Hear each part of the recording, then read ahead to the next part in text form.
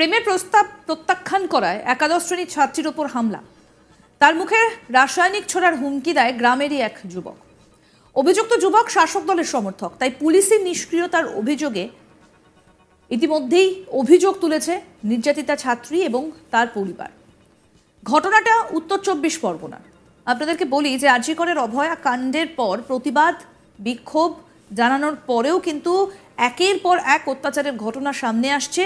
কখনো দেখা যাচ্ছে উত্তর ২৪ পরগনা, কখনো দেখা যাচ্ছে জয়নগর, আবার কখনো বা অন্য কোথাও। আবারও প্রেমের প্রস্তাব প্রত্যাখ্যান করা একাদশ শ্রেণীর ছাত্রীর ওপর হামলার ঘটনা ঘটেছে। তার মুখে রাসায়নিক ছোড়ার হুমকি দিয়েছে গ্রামেরই এক যুবক। অভিযুক্ত যুবক শাসক দলের সমর্থক, তাই পুলিশের নিষ্ক্রিয়তার অভিযোগ নির্যাতিতা ছাত্রীর।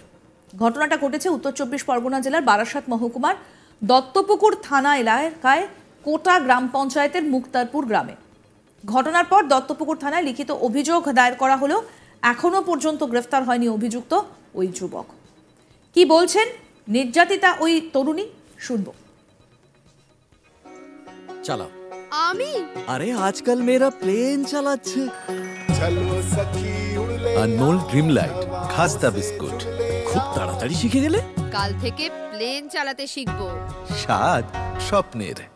স্যার, কালকে যখন আমি স্কুল থেকে বাড়ি যাচ্ছিলাম তখন ওই ছেলেটা আমাকে এরা 4 বছর থেকে আমাকে ডিস্টার্ব করে।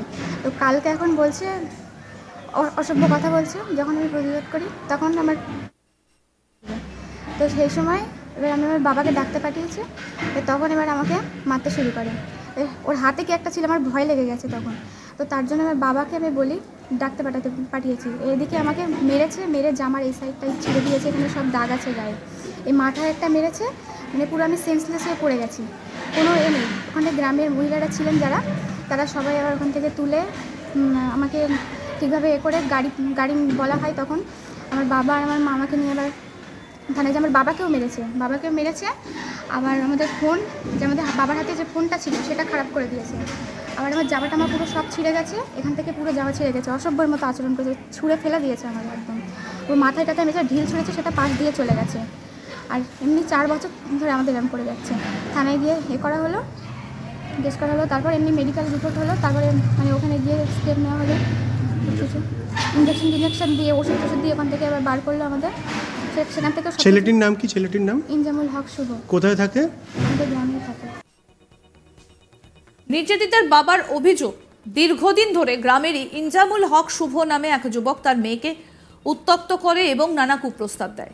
মেয়ে সেটা প্রত্যাখ্যান করায় গতকাল দুপুরে স্কুল থেকে ফেরার পথে বাড়ির কাছেই মেয়ের ওপর হামলা চালায়। প্রকাশ্যে পুলিশের সামনে আহত মেয়ের মুখে রাসায়নিক ছুঁড়ে মারার হুমকিও দেয় অভিযুক্ত ইনজামুল হক। রক্তাক্ত অবস্থায় মেয়েকে উদ্ধার করে পুলিশের সহায়তায় হাসপাতালে নিয়ে গেলে চিকিৎসক করায় তার বাবা। দত্তপুকুর থানায় লিখিত অভিযোগ দায়ের করা হয়েছে। এই ঘটনায় অভিযুক্ত প্রকাশ্যে প্রাণনাশের হুমকিও দিয়েছে। কি বলছেন নির্যাতিতার বাবা সেটাও শোনাবো। আমার মেয়ের সঙ্গে স্কুলে প্রজেক্ট জমা দিতে গেছিল গত শুক্রবারে। মেয়ে রাস্তার থেকে ফিরে আসছিল, স্কুল থেকে ফেরার পথে শুভ নামে এক ছেলে 4 বছর ধরে আমার মেয়ের পিছনে লেগে আছে। ওর সঙ্গে শারীরিক সম্পর্কতে রাজি হয়নি, বলছে যদি না রাজি হস তোর যা, আর বলছে তোর মুখ। আমার মেয়ে, আমি বাড়িতে ছিলাম, আমার মেয়ে বলছে যে আব্বু আমাকে এই কথা বলেছে, ওখানে বসে আছে। বসে থাকার পরে আমাকে বলছে আব্বু তুমি আমার সঙ্গে চলো। আমি তখন একা যেতে হচ্ছে গিয়ে ইচ্ছুক হয়েছি, যতই হোক আমার সন্তানের উপরে দুনিয়ার বুকে আর কোনো জিনিস নেই। অতএব আমি সন্তানকে সঙ্গে নিয়ে ওর সঙ্গে প্রোটেস্ট না করে, আমাদের গ্রামের যে ছিল পঞ্চায়েত মেম্বার ছিল, ওই পঞ্চায়েত মেম্বার স্কুল মাস্টার বলে গ্রামের কিছু সম্প্রদায়, যুবক সম্প্রদায়ের মানুষকে দায়িত্ব দিয়ে রাখে। এবং সেই দায়িত্ববান ছেলেকে আমি তার ভিতর থেকে একজনকে, আমার পাড়ার খুব ক্লোজ লোক, তাকে দিয়ে আমি ডেকে নিয়ে আসি যে আমার মেয়েকে তুই জিনিসটা জেনে নে। ও বসেছিল মোটামুটি 50 ফুট দূরে, আমি ওর সঙ্গে আছি, আমার মেয়েও সঙ্গে থাকে। থাকার পরে ওর সঙ্গে বতসায় জড়িয়ে যায়। ও বলে যে আমি কথা বলিনি, আমার মেয়ে বলছে বলেছে। আর বলার পরে ওকে আমাকে ডাইরেক্ট এসে তুই জানিয়েছিস কেন বলেই আমার গলা ধরে ধাক্কা দিয়ে নিচে ফেলে দিয়েছে। আমার গলায় ব্যথা হয়েছে, আর এই জায়গাটায় ঘুষি মেরেছে, এই যে আমার দাগ আছে ঘুষের, এই যে ঘুষি মেরে নিচে আমি লটিয়ে পড়ে গেছি, চশমা পড়ে গেছে, মোবাইল ছিল হাতে সেটাও পড়ে গিয়েছে। মোবাইলে অনেক প্রমাণপত্র ছিল। এটা গত শুক্রবারের ঘটনা। এবারে কি হবে, আমি কি করলাম, ওই ঘুরে আমাকে মেরে দিয়ে ফেলে দিয়ে আমার মেয়ের উপরে গিয়ে ডাইরেক্ট ঘুষি মেরেছে। ঘুষি মেরে তার উপরে চড় নিয়ে হচ্ছে কি যতটা হচ্ছে কি স্বাভাবিক আমি দাঁড়িয়ে যে দৃশ্যটা দেখছি আমার সেন্সলেস হয়ে যাবার স্বাভাবিক। আমি দাঁড়িয়েছিলাম, আমার কিচ্ছু করার নেই। যে অতএব আমি একজনকে হচ্ছে কি দায়িত্ববান ছেলেকে ডেকে নিয়ে এসেছি, তা উনি কি করতে পারে সেটাই দেখার বিষয় ছিল। আপনার সামনে মেয়েকে ওটা মেরেছে, গায়ে হাত দিয়ে এরকম একটা হ্যাঁ বলছিলেন। হ্যাঁ, মেয়েটা হচ্ছে কি সেন্সলেস হয়ে ওখানে পড়েছিল। আমাদের পার্শ্ববর্তী এলাকায় যে মহিলাগুলো ছিল মেয়েকে তুলে নিয়ে মাথায় জল দিয়ে তাকে সুস্থ করতে পারেনি, সেন্সলেস অবস্থায় ছিল। ওখান থেকে গাড়ি ডেকে নিয়ে বিডিও অফিসে নিয়ে আসা হয়। বিডিও অফিসের পাশে আমাদের হসপিটাল ছিল, হেলথ সেন্টার। ওই সেন্টারে গিয়ে ট্রিটমেন্ট করা হয়। ট্রিটমেন্ট করার পরে তাকে জ্ঞান ফেরে। জ্ঞান ফেরার পরে সে যে ঘটনাটা ঘটেছিল সে কিছু আর বলতে পারে না। থানায় গিয়ে আমরা কেস লিখে এই পর্যন্ত আমরা চলে এসেছি। ফলে আতঙ্কে রয়েছে গোটা পরিবার। স্কুল পড়াশোনা বন্ধ করে রীতিমতো গৃহবন্দী হয়ে রয়েছে নির্যাতিতা। কিন্তু কোনো অজানা কারণে দত্তপুকুর থানার পুলিশ এখনো পর্যন্ত ইনজামুলকে গ্রেফতার করেনি, সেটা পরিষ্কার নয়। তবে বিষয়টা নিয়ে গ্রামে যথেষ্ট উত্তেজনার সৃষ্টি হয়েছে। গ্রামের বাসিন্দাদের অভিযোগ, দত্তপুকুর থানার পুলিশ অভিযুক্ত যুবক শাসক দলের নেতার ছেলে বলে গ্রেফতার করছে না। পুলিশ কোনো আইনি পদক্ষেপ গ্রহণ না করলে তাদের আশঙ্কা যে কোনো মুহূর্তে বড় ধরনের দুর্ঘটনা ঘটে যেতে পারে।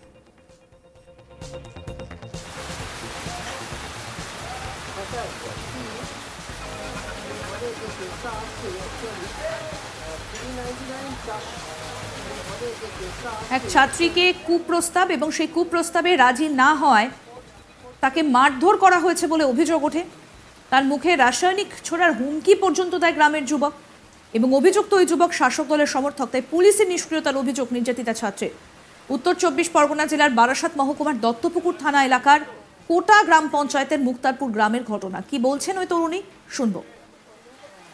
স্যার, কালকে যখন আমি স্কুল থেকে বাড়ি যাচ্ছিলাম তখন ওই ছেলেটা আমাকে মানে এরা 4 বছর থেকে আমাকে ডিস্টার্ব করে। তো কালকে এখন বলছে অসভ্য কথা বলছে। যখন আমি প্রতিরোধ করি তখন আমার তো সেই সময় এবার আমি আমার বাবাকে ডাকতে পাঠিয়েছি। তখন এবার আমাকে মারতে শুরু করে। ওর হাতে কি একটা ছিল, আমার ভয় লেগে গেছে তখন। তো তার জন্য আমার বাবাকে আমি বলি ডাকতে পাঠিয়েছি। এদিকে আমাকে মেরেছে, মেরে জামার এই সাইডটাই ছিঁড়ে দিয়েছে, এখানে সব দাগ আছে গায়ে। এই মাথায় একটা মেরেছে, মানে পুরো আমি সেন্সলেস হয়ে পড়ে গেছি।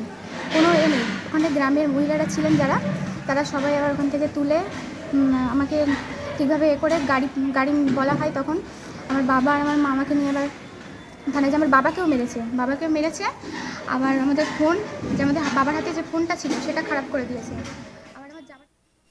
আরও আপডেট পেতে দেখতে থাকুন আজ তাক বাংলার ইউটিউব চ্যানেল, সাবস্ক্রাইব করুন।